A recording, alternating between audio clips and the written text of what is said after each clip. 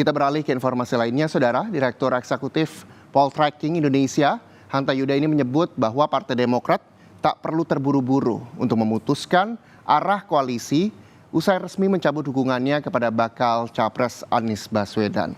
Jadi sebelumnya, Ketua Umum Partai Demokrat Agus Harimurti Yudhoyono juga menyebut bahwa sudah move on. Secara realistis, Direktur Eksekutif Poltreking Indonesia menyebut bahwa Partai Demokrat bisa berkoalisi dengan koalisi parpol pengusung Ganjar bersama PD Perjuangan. Namun Hanta menyebut bahwa Demokrat tak perlu terburu-buru untuk menentukan arah koalisi, baik ke koalisi Prabowo dan koalisi Ganjar.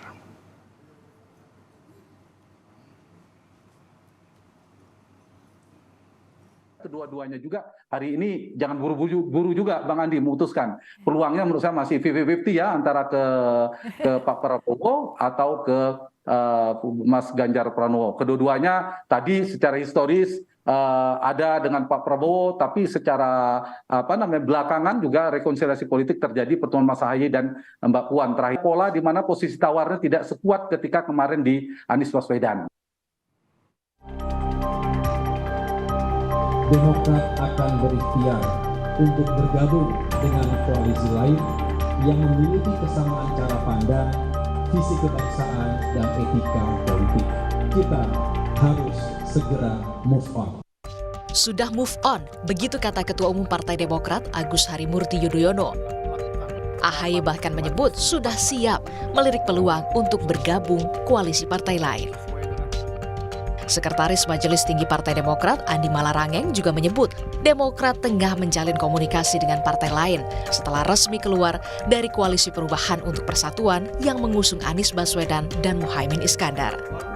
Dan sedang menjalin komunikasi dengan partai-partai politik sahabat untuk menjajaki kemungkinan kami bergabung antara koalisi Pak Prabowo dan koalisi Mas Ganjar. Jadi yang jelas bahwa kami sekarang ini bebas untuk menentukan pilihan karena memang sudah tidak lagi jomblo lah kira-kira begitu.